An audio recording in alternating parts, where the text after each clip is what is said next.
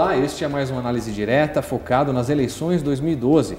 E como você bem sabe, a cada programa nós trazemos um dos 12 candidatos à Prefeitura de São Paulo, a maior cidade do país. A nossa convidada de hoje é a candidata do PCO, Partido da Causa Operária, Anahy Caproni, e que tem como vice Rafael Dantas. Anahy, como vai? Muito obrigado por aceitar o nosso convite. Eu que agradeço a possibilidade de vir aqui falar um pouquinho do PCO.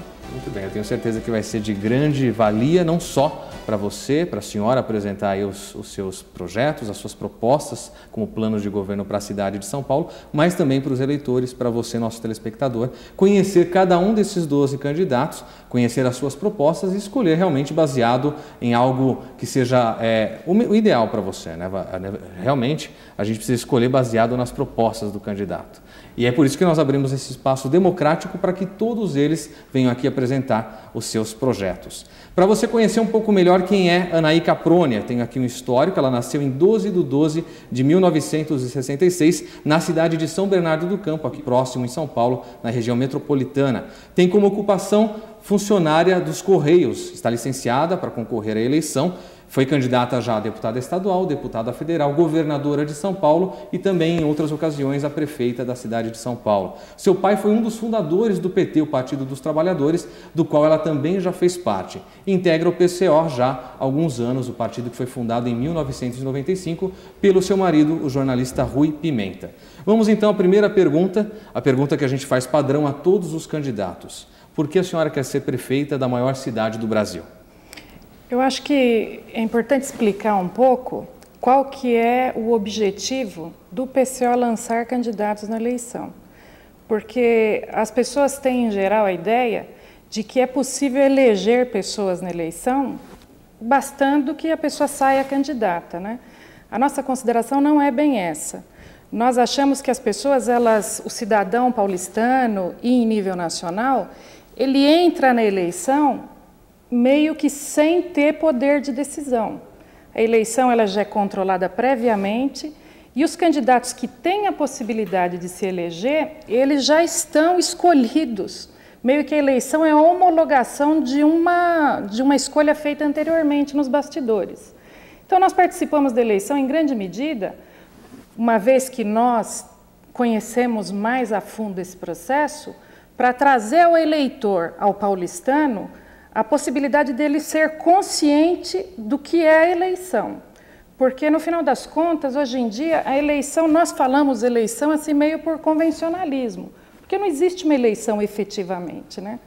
O poder econômico é muito grande, quem não é financiado por empresários, quem não está num partido que já tem o apoio de figuras importantes, que já não consegue dominar o espaço na televisão, praticamente não tem chance nenhuma, nem de ter um destaque no processo eleitoral.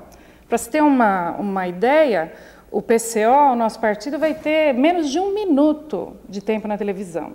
Depois, a força do poder econômico, dos financiamentos milionários de campanha, empresários e banqueiros que jogam uma fortuna no processo eleitoral, praticamente impede o acesso de partidos, de propostas novas, de pessoas que não fazem parte do esquema. O eleitor ele entra um pouco no processo eleitoral sem ter uma ideia prática, concreta, efetiva do que pode ser feito. A nossa ideia, basicamente, nas diversas campanhas em que a gente participa, é trazer à tona essa situação e fazer com que o eleitor saiba o que é possível num processo eleitoral tão controlado, tão limitado, tão impermeável a mudanças, né? Uma outra pergunta padrão que a gente faz a todos os candidatos, especialmente baseado no histórico, nos cargos já ocupados, é sobre a questão da experiência. E a pergunta que eu faço à senhora é, não tendo ocupado nenhum cargo executivo, a senhora se considera preparada para administrar São Paulo? Eu acho que o problema da administração, o problema técnico da administração, ele também é uma ideia que o telespectador, o eleitor em geral, ele acha que é uma coisa decisiva na administração. Não é assim. A administração, para quem participa dos bastidores, para quem tem a possibilidade, através do meio político, de verificar isso, você tem plena consciência de que a administração ela é toda tomada através de decisões políticas. Em São Paulo tem inúmeros técnicos, inúmeros profissionais das mais variadas áreas que, através dos conhecimentos que eles detêm, a administração seria uma administração muito fácil, tranquila, assim, de resultados.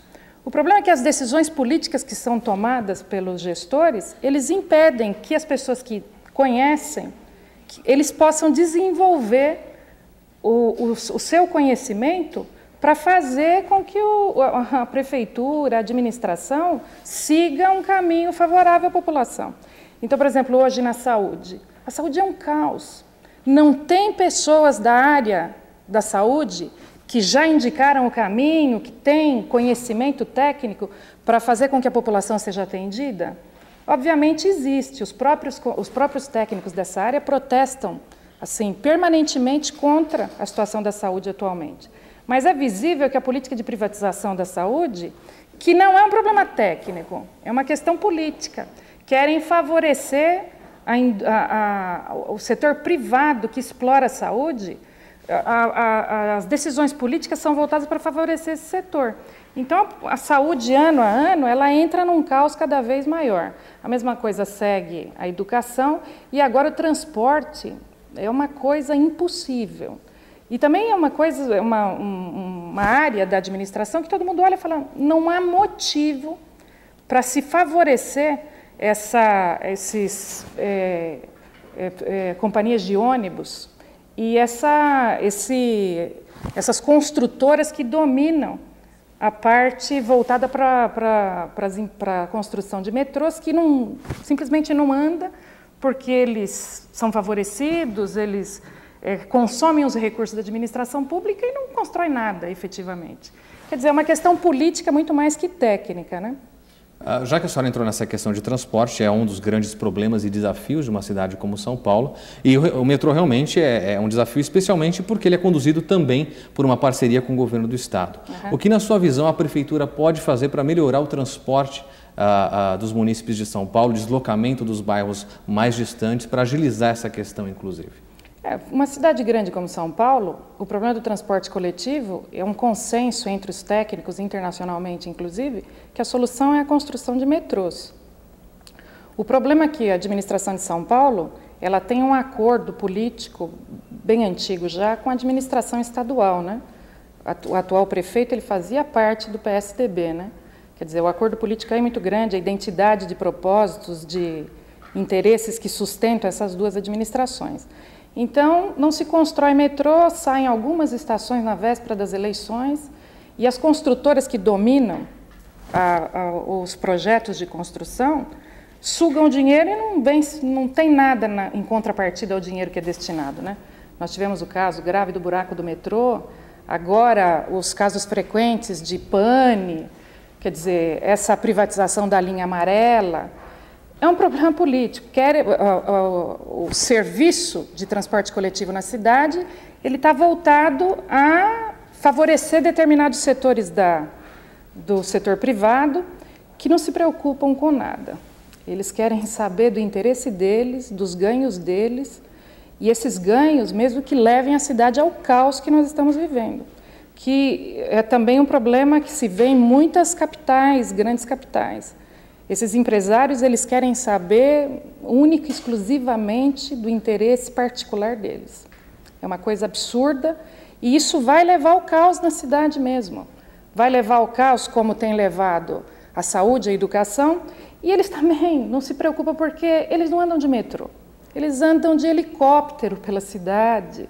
Se em São Paulo você não consegue pegar o metrô às 7 horas da manhã, se você descem com você do metrô na Praça da Sé, o que importa para eles? Estão andando de helicóptero. Quer dizer, é um problema político. É preciso tirar essas pessoas do controle da administração pública. Senão a cidade vai ficar inviável mesmo para se morar aqui. Baseado em algumas propostas que a gente tem visto de outros candidatos e que muito provavelmente a senhora também tem conhecido, como a questão de viabilizar o uso de bicicletas, a construção de ciclovias ou ainda a questão também de corredores exclusivos para ônibus, quais dessas soluções a senhora acha que seja mais viável para São Paulo enquanto o metrô não avança como deveria? São soluções. Tudo que pode vir a melhorar é bem-vindo, ainda mais numa cidade caótica como a nossa. Mas, de forma nenhuma, é uma solução abrangente, né? Quer dizer, não dá para você resolver o problema do transporte de milhares de pessoas com ciclovias, ainda mais uma cidade como São Paulo, né? É evidente que a solução é o transporte em larga escala, é o metrô, é a expansão do metrô para a periferia, é a expansão do metrô para fazer a ligação com o ABC, com a Grande São Paulo. Essa é uma cidade metropolitana, né? Quer dizer, a ciclovia, ela pode, é importante para você até favorecer determinados setores que preferem esse tipo de transporte. Agora, não é um transporte de massa e não pode resolver o problema do transporte coletivo em São Paulo. Precisa de um investimento da administração pública, de uma decisão de favorecer as pessoas que precisam trabalhar às 7 horas da manhã, precisam estudar às 6 horas da tarde, pessoas que moram no ABC precisam vir para São Paulo, uma massa de pessoas muito grande, né? Quando a gente fala em transporte, a gente acaba caindo também na questão do trânsito. E que em São Paulo é realmente muito complicado. Os horários de pico, a gente tem congestionamento, às vezes, de 200 quilômetros numa segunda-feira, ainda mais no início das aulas, como a gente vivenciou desde agosto. Qual a sua visão para resolver essa questão, já que não existe espaço físico para alargamento de avenidas? Talvez a questão semafórica, semáforos inteligentes, seja uma solução. Como é que a senhora vê essa questão? As pessoas, elas procuram resolver o problema da forma como é possível naquela situação. Quer dizer, se você não tem transporte público, as pessoas compram carros. Eu acho assim, a administração pública, ela faz assédio moral com o paulistano de que ele compra carro porque ele gosta de ficar preso no trânsito. É uma coisa assim, um assédio moral. A prefeitura, a administração merecia ser processada por fazer assédio moral em larga escala. O paulistano, ele compra carro, ele enfrenta o trânsito, o engarrafamento, porque não tem transporte público. Quer dizer, ele precisa ir trabalhar, precisa ir movimentar, precisa levar os filhos pela cidade. Como é que você vai fazer? Se o metrô ele abrange uma parcela muito pequena da cidade, bem pequena, e mesmo essa parcela também está complicado já a utilização, né? E os ônibus, é impossível você tomar ônibus em São Paulo, a não ser assim, na base de um sofrimento muito grande. Então, as pessoas estão tentando resolver o problema de ponto de vista individual, porque a administração pública, ela forçou essa solução individual, até porque todo mundo sabe que no Brasil essas montadoras, empresas, as montadoras que vendem carros, elas são muito favorecidas pelo poder público também. Então, se combina aí um sucateamento do transporte coletivo, empurrando as pessoas para o consumo de carros, e a gente chegou nessa situação caótica. A solução para as pessoas não andarem de carro pela cidade enfrentando o trânsito é o transporte coletivo. Se você tivesse metrô, numa situação bem confortável, ninguém preferiria ter 2 carros na garagem, até porque a indústria da multa obriga também você a ter 2 carros, porque senão um dos dias da semana você fica no caos. Então, a solução individual ela é forçada pelo poder público. Eu acho assim, se o metrô fosse um metrô confortável, de boa qualidade, ninguém preferiria. Você preferiria realmente ir de metrô, lendo jornal, ouvindo música, conversando com os amigos. Quer dizer, o carro é uma solução diante do caos que a administração pública impôs ao paulistano, né? A cidade de São Paulo tem um orçamento anual de mais de 38 bilhões de reais. A dívida com a União é quase o dobro disso, são mais de 65 bilhões. Como a senhora imagina que pode ser pago esse valor ou negociado com a União para resolver esse imbróglio que há tanto tempo atormenta a cidade? Essa dívida, como toda dívida, ela tem um caráter especulativo muito grande e ela não foi... a maior parte das vezes, o paulistano, ele nem sabe a que se refere essa dívida. Tem muita dívida com banco, especulação com títulos da dívida. Quer dizer, a dívida ela precisa, em primeiro lugar, ser aberta ao público, para que as pessoas saibam do que se trata, e o que não corresponde ao interesse de São Paulo, do paulistano, não deve ser paga. Não deve ser paga porque não foi contraída pela população. Foi contraída por governos que favoreceram aí interesses empresariais e de banqueiros que não tem nada a ver com o interesse popular da cidade. Como é que o PCO pretende combater a corrupção na cidade de São Paulo se assumir o comando da maior cidade do país? A democracia, a participação popular, o controle popular é a arma contra essa situação que nós vivemos, né? Educação é um dos pilares de toda a cidade. Em São Paulo é um grande desafio, principalmente pela quantidade de crianças que muitas vezes não conseguem vagas em creches ou no ensino básico, né? Qual a proposta do PCO para essa questão? Nós achamos que, em primeiro lugar, tem que se ter uma política firme para que a educação seja pública. Ao contrário do movimento que vem há anos, né, em nível municipal, estadual e agora federal com o governo do PT, de privatizar a educação. Quer dizer, é uma continuidade em esfera federal do que o PSDB vem fazendo em nível estadual, aqui em São Paulo, há quase 20 anos, né? Nós achamos que tem que reverter essa política para que ela seja um investimento seguro no ensino público. O ensino público, obviamente, para que ele funcione, você tem que ter professores qualificados e com um bom salário. O ensino, ele é basicamente o professor. Quer dizer, se o professor não tem qualificação, o salário é um salário miserável, ele tem que dar 60 aulas por semana, como acontece aqui. O professor dá aula na rede municipal, estadual, e à noite ainda pega um bico aí em universidades. Não tem como você ter um ensino efetivo, né? Quer dizer, precisaria aumentar substancialmente o salário dos professores, você ter uma rede que abra as portas para todos os estudantes, coisa que não existe hoje, a disputa por vaga é cada vez maior, e você também ter um sistema de creches para os alunos. Porque hoje o aluno, ele em grande medida, ele vai para a escola porque os pais não têm onde deixar. Ele não tem uma preparação prévia para o ensino, ele não tem uma adaptação tranquila, porque os pais não têm condição nenhuma, e hoje em São Paulo é assim um privilégio a pessoa que consegue uma creche. Privilégio. A maior parte das crianças, elas ficam assim, ou com familiares, numa precariedade muito grande, ou os pais improvisam e muitas ficam fechadas em casa sem ninguém. Porque já não, o sistema de creches e de cuidado com as crianças foi totalmente sucateado, né?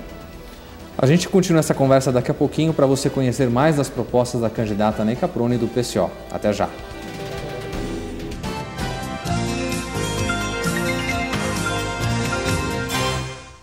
O Análise Direta Especial Eleições 2012 está de volta, conversando hoje com a candidata a prefeita de São Paulo, Ney Caproni, que é do PCO, o Partido da Causa Operária. No bloco anterior, a gente conversou um pouco sobre educação, as propostas dela para a área de educação. E agora, como você sabe, os nossos telespectadores puderam participar enviando através dos e-mails e das redes sociais as suas perguntas ou gravando juntamente com as nossas equipes de reportagem nas ruas algumas perguntas, aquilo que você quer saber de cada candidato. Nós vamos ver então agora mais uma pergunta ligada à área de educação. O que você pretende fazer sobre a merenda escolar? Merenda escolar é um grande desafio também, né? Eu acho assim, esse problema da merenda, ele basicamente, ele é um problema porque a corrupção que tem nesse setor é imensa. Porque a distribuição da merenda escolar para as crianças não poderia ser uma crise estadual, municipal. É oferecer alimentação para crianças nas escolas estaduais. A gente teria um problema de nutricionistas que não conseguem adaptar um cardápio para as crianças brasileiras? Obviamente que não. O país não é produtor de alimentação para crianças na fase escolar? Não. Nós não temos competência para ter um projeto de distribuição da alimentação para as crianças nas escolas? Também não. O problema é que a verba pública, ela é distribuída para que a merenda seja comprada e a merenda não chega nas escolas. Também, no sentido de economizar o pouco que é distribuído nas escolas, os cardápios e a quantidade é super reduzida também. Porque a ideia é o que é? É no orçamento destinar um valor bem alto. A maior parte desse valor ele vai sendo distribuído aí no meio do caminho para os atravessadores e para as crianças chega uma alimentação de péssima qualidade em pouquíssimos lugares.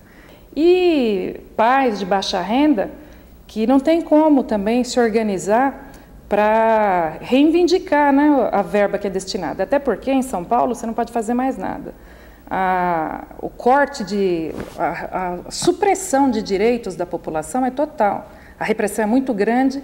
Aqui, atualmente, você não pode fazer nenhum tipo de manifestação que se transforma num caso de polícia. A senhora citou a questão da segurança. Em São Paulo tem sido realmente um grande desafio, especialmente com essas novas modalidades de assaltos, né? Invasões a condomínios, arrastões a bares e restaurantes.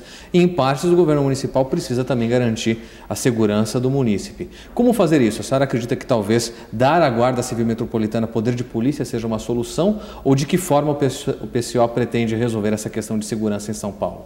Eu acho que a questão de segurança ela só pode ser resolvida com a reestruturação da polícia militar.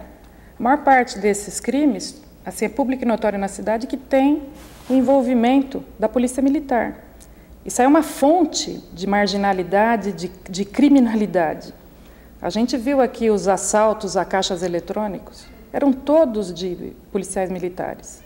Essas gangues, grupos nos bairros, têm todos envolvimentos de policiais militares.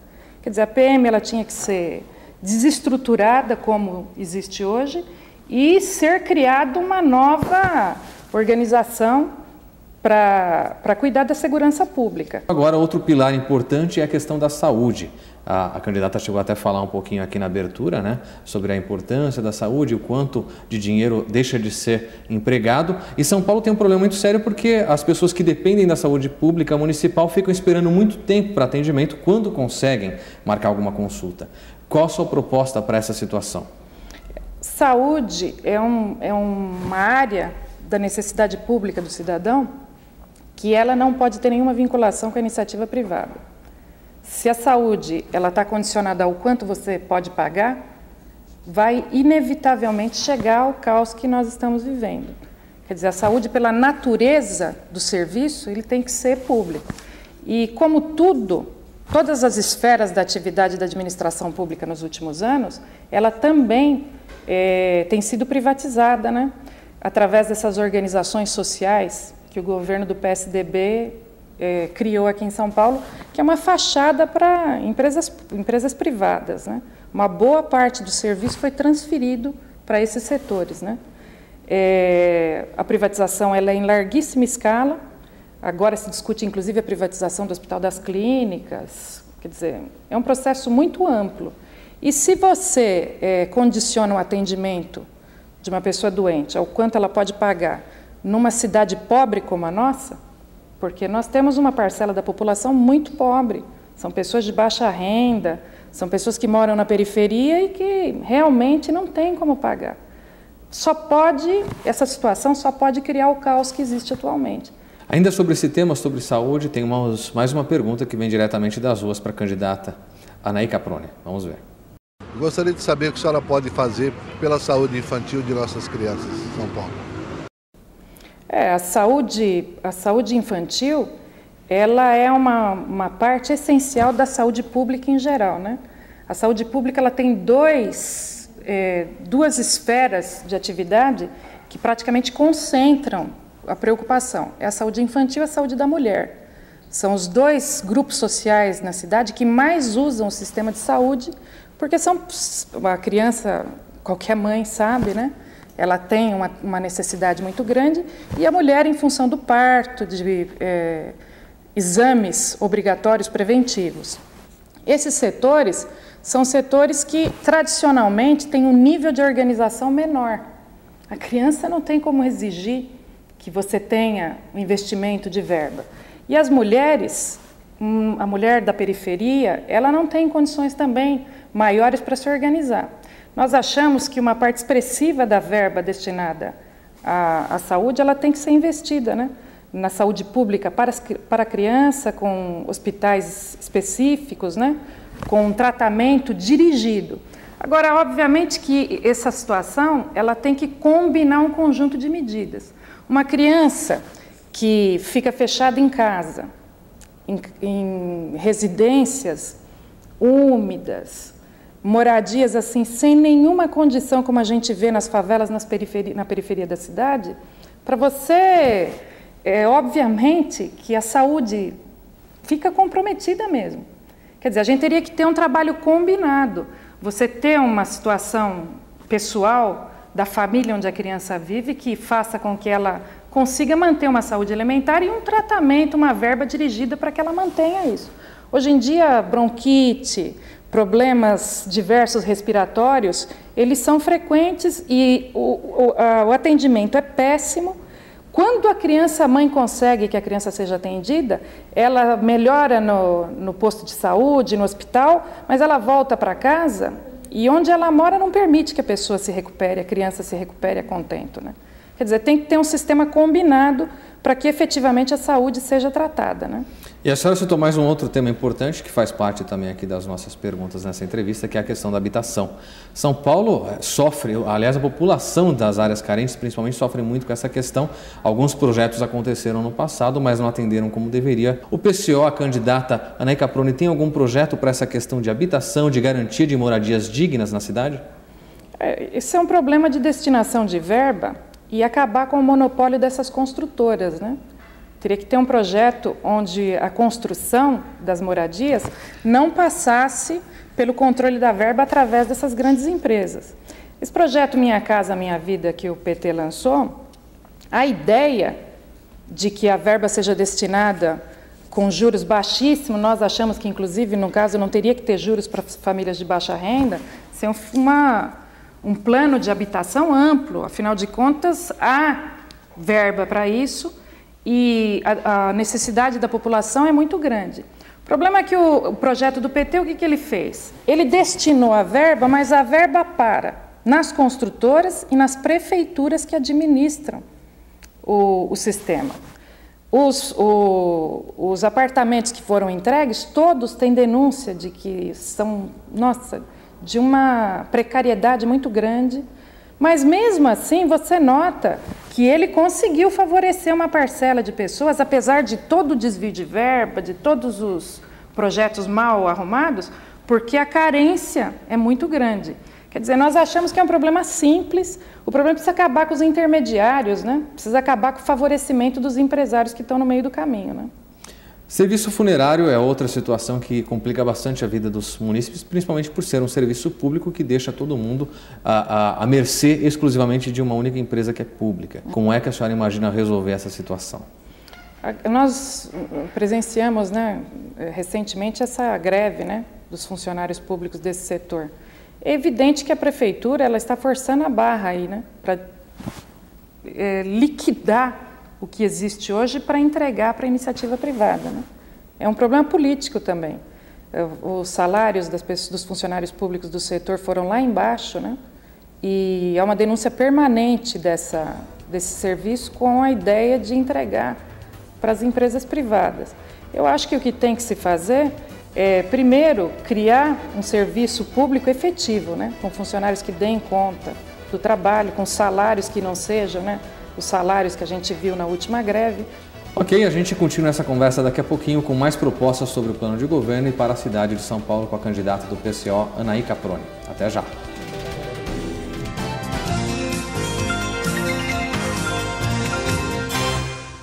O Análise Direta Especial Eleições 2012 está de volta, recebendo hoje a candidata a prefeita de São Paulo, Anaí Caproni, do PCO, o Partido da Causa Operária.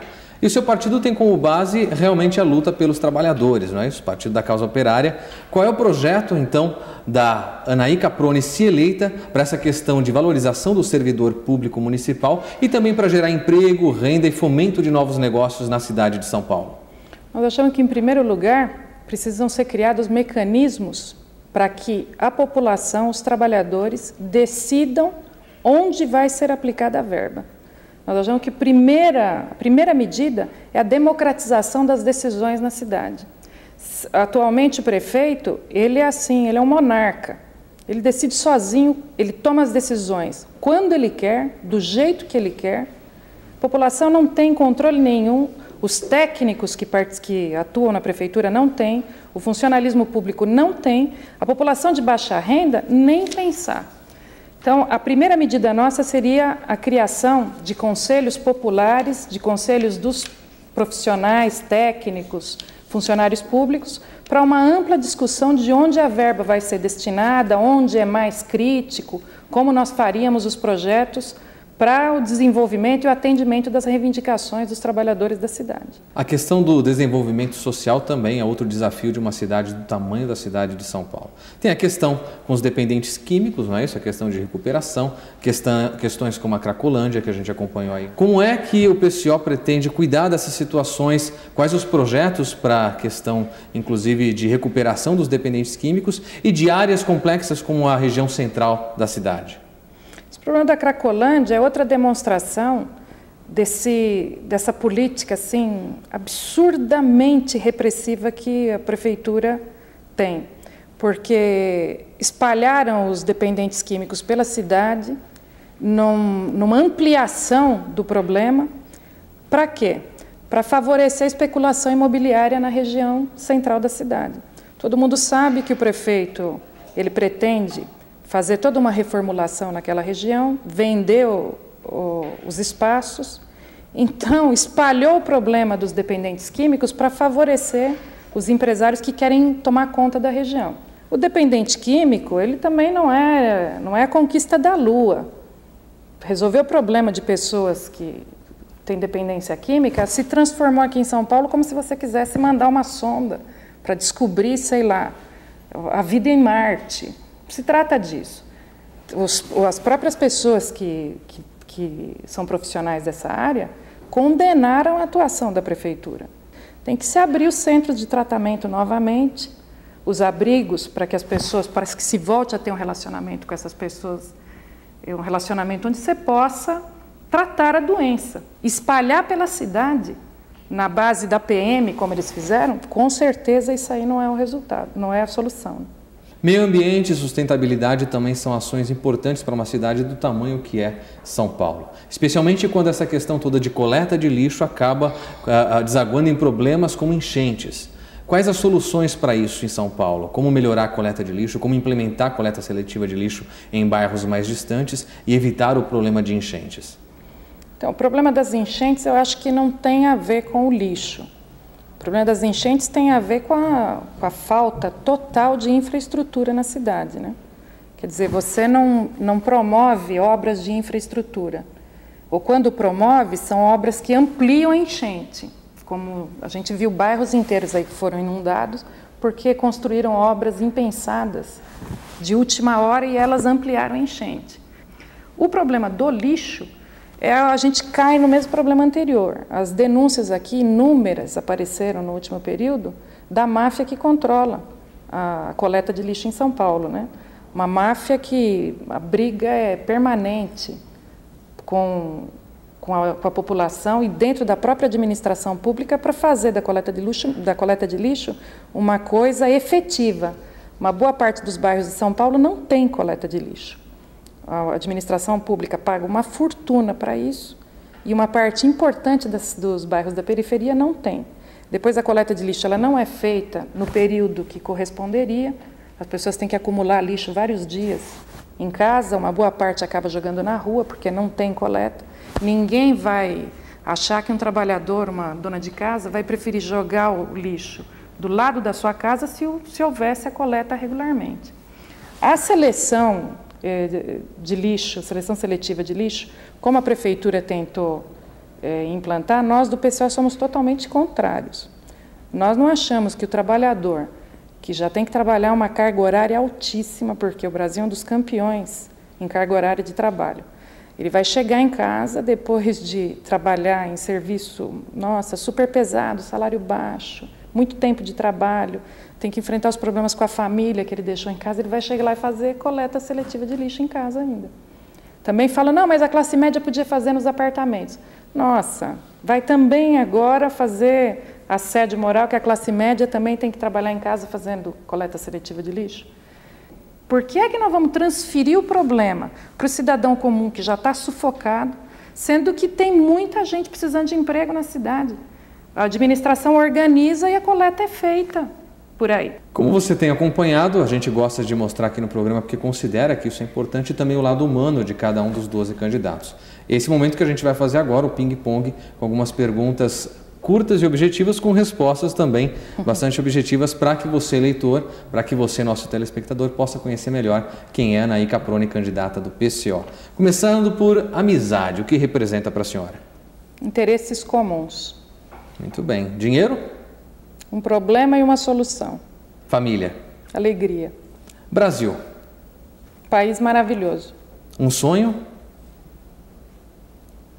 Conhecer o Brasil bem. Viajar. Qual o pior defeito, na sua visão, que alguém pode ter? A traição. Uma pergunta que a candidata gostaria de responder.